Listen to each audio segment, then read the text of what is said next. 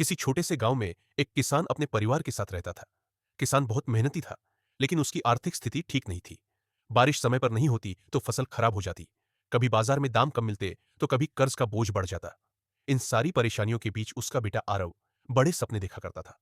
आरव का सपना था कि वह बड़ा होकर अपने पिता का नाम रोशन करे और ऐसी पहचान बनाए कि लोग उसे सिर्फ किसान का बेटा न कहे, बल्कि उसके काम से पहचाने। लेकिन हालात ऐसे थे कि पढ़ाई के लिए भी पैसे जुटाना मुश्किल हो रहा था।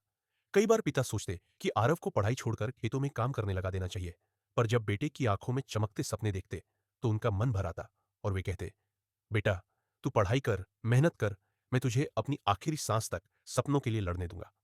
आरव दिन रात पढ़ाई में जुटा रहता। दिन में खेत में पिता का हाथ बटाता और रात को लालटेन की मध्यम रोशनी में पढ़ाई करता। उसके दोस्त अक्सर कहते, अरे, तू किसान का बेटा है, इतना क्यों पढ़ रहा है? खेत संभालना, यही तेरे बस का काम है। लेकिन आरव हमेशा मुस्कुराकर कहता, मैं खेत भी संभालूंगा और अपने सपनों को भी। जिंदगी मुझे छोटा बनने के लिए नहीं मिली। गांव की कठिनाइयों के बीच आरव ने 12वीं की परीक्षा टॉप की। यह सुनकर गांव के लोग हैरान रह गए। लेकिन आगे की पढ़ाई के लिए शहर जाना जरूरी था। पैसे कहां से आते? तब उसके पिता ने अपनी पुरानी बैलगाड़ी और थोड़ी सी जमीन बेच दी। आंखों में आंसू लिए पिता ने कहा, आरव, यह जमीन मैंने पसीने से सींची है। आज इसे बेच रहा हूं, क्योंकि तेरे सपनों से बड़ी कोई खेती नहीं।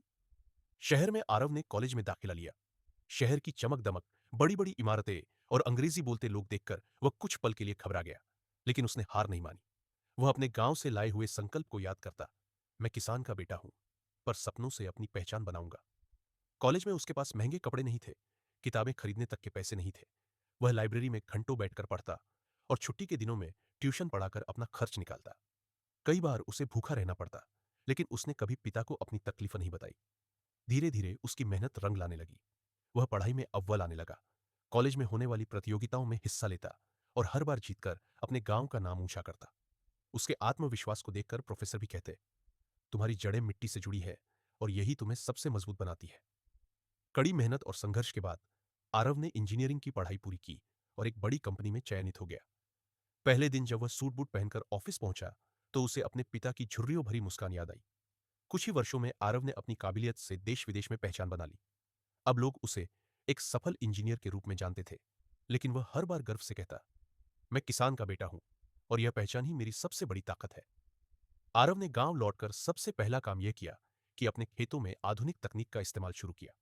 उसने किसानों के लिए एक संस्था खोली, जहां उन्हें नई खेती की विधियां और बाजार की सही जानकारी दी जाती थी।